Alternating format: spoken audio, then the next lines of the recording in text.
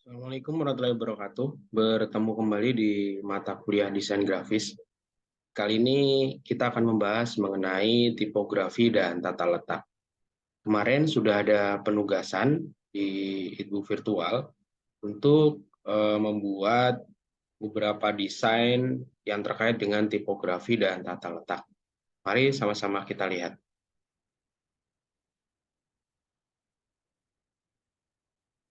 Oke. Kita saat ini melihat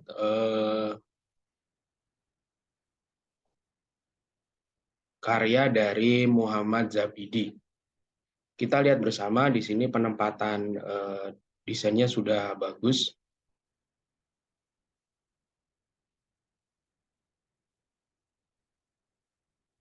Oke, kita lihat di sini ada judul, dia menggunakan rata kanan baik untuk title dan subtitlenya untuk meng-highlight gambar utamanya.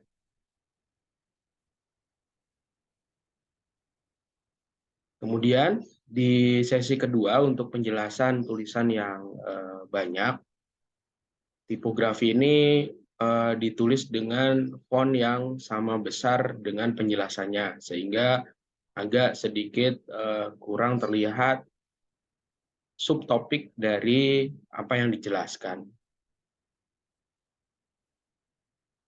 Kemudian terakhir ini sudah terlihat untuk subtitlenya tentang tata letak sudah diberikan ukuran lebih besar daripada penjelasannya, sehingga lebih mudah bagi para pembaca mengetahui bahwa ini adalah subtitle tentang tata letak dan bagian bawah ini adalah penjelasannya. Warna kontras transparan hitam untuk sebagai background dari tulisan berwarna putih dan transparan untuk memperlihatkan sambungan dari gambar sudah dipilih dengan baik. Ini ada beberapa opsi untuk membuat gambar ini menjadi lebih besar, kemudian meng-highlight tata letak ini solid, tidak transparan, sementara tulisannya transparan. Itu beberapa alternatif, tapi ini sudah sangat bagus. Selanjutnya kita lihat dari Muhammad Baharudin. Muhammad Baharudin memberikan judul dengan rata kiri antara title dan subtitlenya. Ini juga sudah komposisi letak yang baik, artinya tidak ada perbedaan alignment. Ini sama-sama rata kiri. Kemudian font yang dipilih tidak terlalu besar, ini juga cukup menarik. Kadang ruang kosong itu memberikan kesempatan untuk title walaupun dengan ukuran yang tidak terlalu besar menjadi lebih terbaca. Pilihan fontnya bagus dengan outline warna hitam untuk membedakan dengan backgroundnya. Dan mungkin untuk subtitlenya bisa dipilih warna lain yang masih harmoni dengan warna yang ada di backgroundnya. Misalkan warna ini biru tua tuh, atau warna kuning yang kontras. Kemudian untuk penjelasannya, subtitle tipografi ini sudah dibuat lebih besar, sudah bagus, berada di tengah. Warna putih ini untuk menunjukkan harmoni dengan warna backgroundnya, tapi menjadi sangat kontras dengan isinya. Mungkin justru kalau ini di fontnya diperbesar kembali, lebih besar walaupun letaknya di tengah, karena warnanya yang harmoni, jadi highlight-nya ada di ukuran font. Kemudian untuk huruf penjelasan, ini ada perbedaan jenis huruf. Judulnya menggunakan huruf jenis Roman yang sedikit custom. Kemudian huruf penjelasannya menggunakan jenis serif yang lurus, tidak ada ekor di setiap sudut-sudut hurufnya. Bagian atas diberikan shadow, bagian bawah tidak. Atau sebenarnya diberikan shadow tapi warnanya menjadi berbeda karena pengaruh backgroundnya. Akan lebih baik jika shadow-nya berwarna kontras, misalkan abu-abu atau kuning. Atau diberikan background transparan, di sini berwarna putih dengan transparan 50 sampai 60% untuk meng-highlight warna hitamnya. Kemudian tata letak dan tipografi dari tema ketiga. Ini sudah tidak menggunakan shadow. Jenis fontnya sama, Arial ini sepertinya termasuk dalam kategori serif, sementara yang atas ini masih mempertahankan font yang sama. Konsistensi ini penting untuk berpindah dari slide awal ke slide berikutnya, supaya pemirsa tidak kehilangan bonding dengan informasi yang sedang ditayangkan. Apabila terjadi inkonsistensi dari jenis huruf maupun warna, ini akan membuat sebuah adaptasi baru dari pembaca untuk memahami tampilan. Dan karena ini masih penjelasan yang bersambung, konsistensi ini udah bagus. Jenis font tidak dirubah, ukuran font juga tidak dirubah. Hanya mungkin diberikan saja di sini semacam background gitu. Di bagian sini diberikan background warna putih dengan shadow dengan transparansi sekitar 60% untuk memperlihatkan background bagian bawahnya.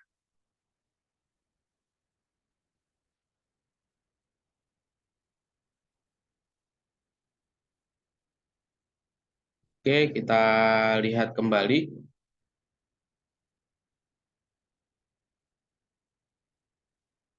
Ya, selesai. Kita lihat Romis Aldino. Romis Aldino ini membuat hanya satu tema dari 3 material desain yang diberikan, yaitu tentang tipografi. Di sini sudah bagus, ada menggunakan handwriting atau kaligraf.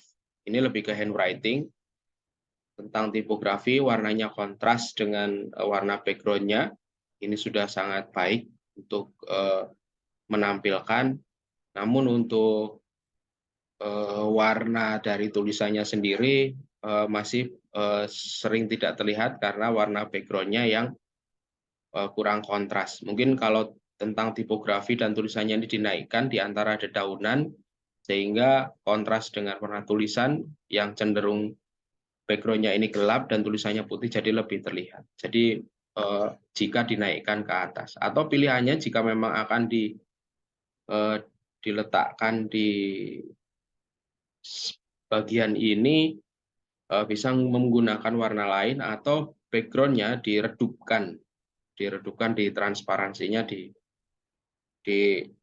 dikurangin, di kontrasnya ditambahkan sehingga menjadi lebih gelap.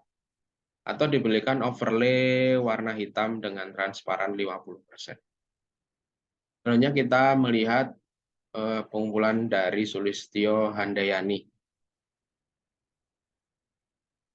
Ini background-nya sudah bagus, kemudian kontras warna antara huruf dan background juga sudah baik. Kurang ke kanan agar tidak di sini ada warna putih yang juga saling menimpa dengan warna putih. Kemudian untuk pilihan warnanya ini konsisten, hanya untuk layout-nya saja mungkin kalau sudah dipilih alignment-nya itu full alignment kanan kiri, judulnya bisa diletakkan di tengah atau di kanan tapi terpisah. Jadi di sebelah kanan di atasnya paragraf, mungkin sekitar sini. Nah, mungkin yang tipografi ini bisa diletakkan di sebelah sini. Sehingga ada keseimbangan antara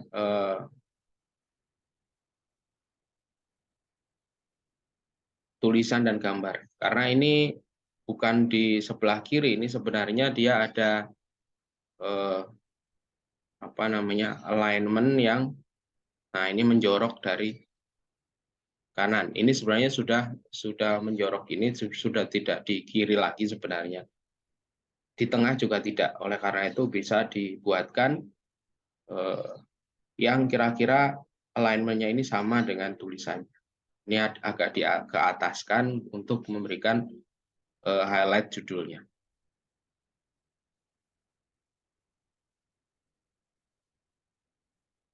Selanjutnya kita lihat karya Widya Anasrullah. Ini sudah bagus pilihan background-nya tentang itu virtual, menunjukkan jam 3.30. Ini jam 3:30 sore atau 3:30 pagi.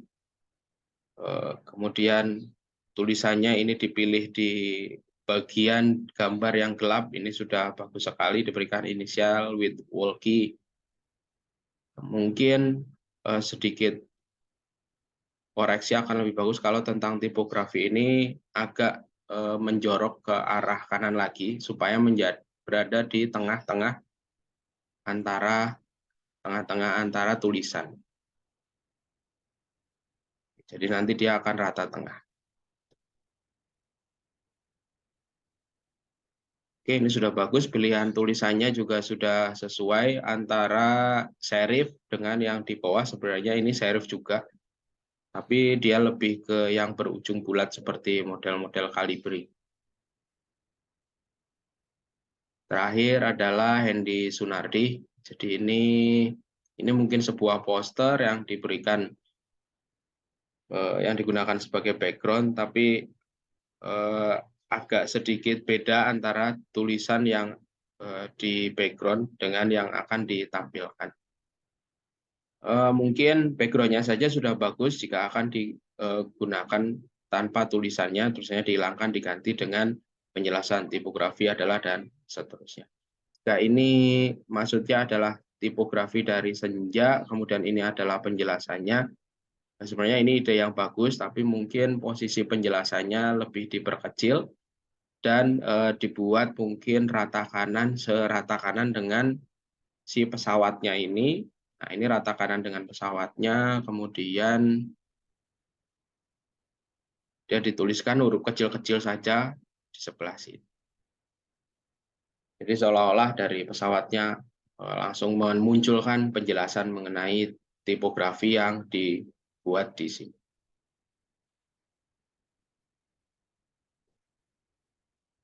Oke, itu tadi beberapa karya dari teman-teman yang sudah saya review, mungkin bisa menjadi inspirasi baru, wawasan baru. Selanjutnya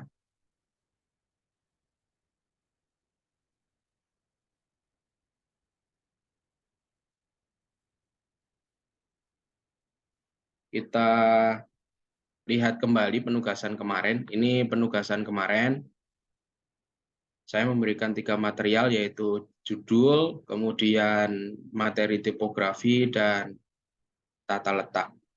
Nah, ini mari kita bahas bersama-sama kira-kira posisi yang menjadi alternatif lebih bagus seperti apa. Pertama, judul. Judul dapat diletakkan di tengah, di kiri seperti ini.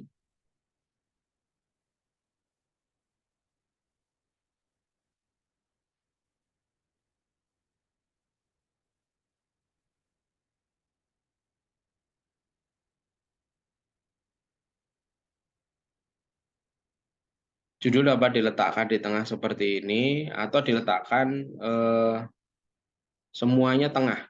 Nah, seperti ini. Nah, ini ada garis tengah, kemudian ada garis pembagi antara jarak antara atas dan bawah, diberi tanda warna merah ketika ini masih diklik dan ditahan. Nah, ini konvensional, jadi semuanya berada di tengah, jaraknya sama antara judul dan subtitlenya, judul dan subjudulnya. Kemudian jenis hurufnya boleh dipilih yang sama-sama serif. Atau tadi diletakkan di kiri juga boleh, rata kiri, untuk meng-highlight judul yang lebih besar. Untuk gambar, kalau rata kiri boleh lebih diperkecil untuk lebih meng-highlight judul. Atau jika dibuat imbalance akan diletakkan di pojok kanan atas. Tapi biasanya ini tidak lazim, kecuali ada beberapa gambar yang akan menyertai. Nah, misalkan seperti ini. Ini ada beberapa gambar yang menyertai. Bisa dibuat seperti itu. Oke, kemudian untuk material kedua, tipografi, ini saya membuat judulnya lebih besar, kemudian penjelasannya dibagi dua dengan 2 gambar yang menjelaskan mengenai tipografi. Di sini saya menunjukkan mengenai ligatur. Ligatur itu adalah dua huruf yang dijadikan satu, bisa juga karena fungsi, bisa juga karena estetik. Kemudian ada bagian-bagian huruf seperti lowercase, spesial karakter, uppercase. Nah, ini ligatur kembali disatukan. Kemudian ada terminal, ada swash, dan lain-lainnya. Nanti saya bagikan teknik mengenai tipografi. Ada beberapa istilah dalam tipografi yang perlu teman-teman ketahui. Nah, ini kita masih belum bermain warna atau bermain gambar. Tapi kira-kira layoutnya jika ada gambar dua dan kemudian susah untuk dibuat atas bawah atau di bawah ini kanan kiri, maka kita bisa memecah tulisannya yang ada di sini dan yang ada di sini. Saya menggunakan di sini Amaran AA Masis MT Pro Medium. Dia termasuk dalam kategori font serif. Di bawahnya saya menggunakan font Roboto. Kemudian tata letak. Kali ini untuk penjelasan tata letak saya tidak menggunakan bantuan gambar. Di sini hanya tulisan tapi saya layout kembali supaya lebih memudahkan pembaca memahami. Ini alternatifnya bisa diletakkan sejajar dengan tata letak ini, seperti ini. Atau diperkecil supaya atas bawahnya ini diperkecil untuk mencari posisi atas bawahnya ini sama.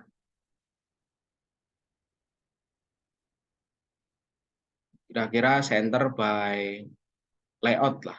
Nah, kira-kira seperti itu. Dibuat garis untuk lebih mempertegas itu juga diperkenankan. Bisa lebih baik juga untuk menjadi membacanya. Tapi jika tidak pun tidak menjadi masalah. Nah, jika ada satu garis pemisah ini, maka seolah-olah ini adalah judul besarnya dan ini adalah subtitlenya. Kemudian di bawah ini ada garis yang tidak perlu ditampilkan lagi, tetapi ini akan menjadi menghilangkan highlight si desain layout. Makanya saya tidak menggunakan garis dan lebih suka bermain posisi aja. Kemudian di sini ada desain layout. Desain layout itu apa? Nah, penjelasannya ada di bawahnya, tidak lagi menyebutkan kata desain layout langsung adalah. Desain layout adalah cabang mendasar dari desain grafis dan seterusnya. Kemudian penjelasan kedua saya buat dua kolom. Ini bisa dimainkan, misalkan kolom kiri lebih kecil daripada kolom kanan. Nah, kemudian saya membuatnya rata kanan kiri supaya terlihat kotak, atau jika akan diinginkan rata kiri semua, is okay, nggak masalah.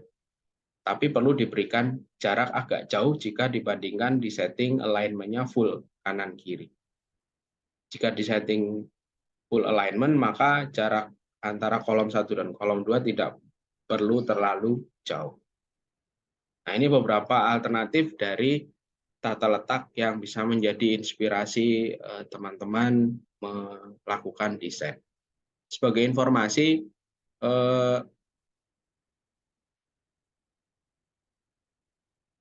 PowerPoint ini bisa dirubah menjadi ukuran A4, A5, dan seterusnya jika akan digunakan untuk membuat desain.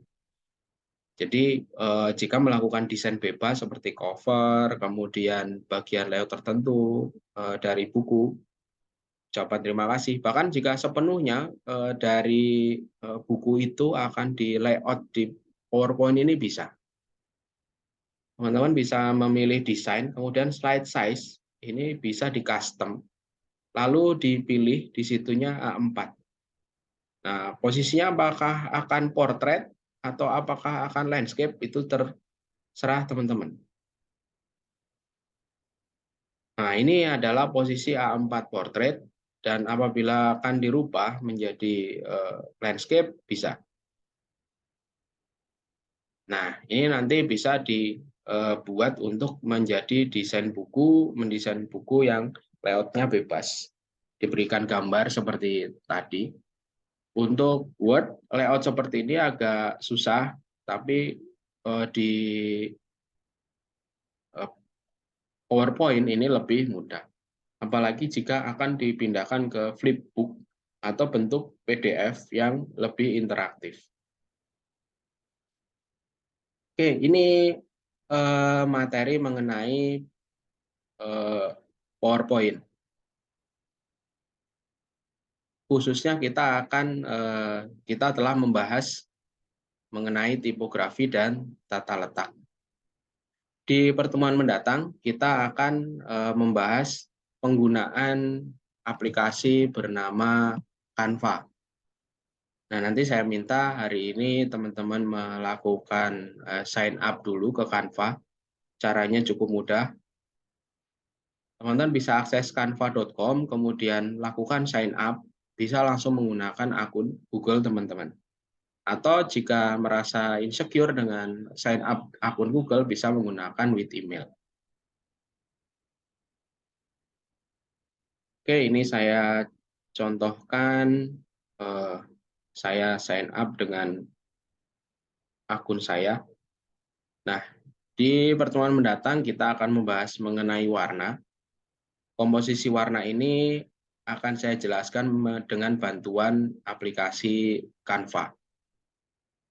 Kita belum memisahkan antara desain raster dan bitmap, vektor dan raster. Kita belum memisahkan itu. Kita baru mempelajari konsep-konsep dasarnya terlebih dahulu. Oke, semoga bermanfaat untuk teman-teman. Tetap semangat. Sampai bertemu di pertemuan selanjutnya. Assalamualaikum warahmatullahi wabarakatuh.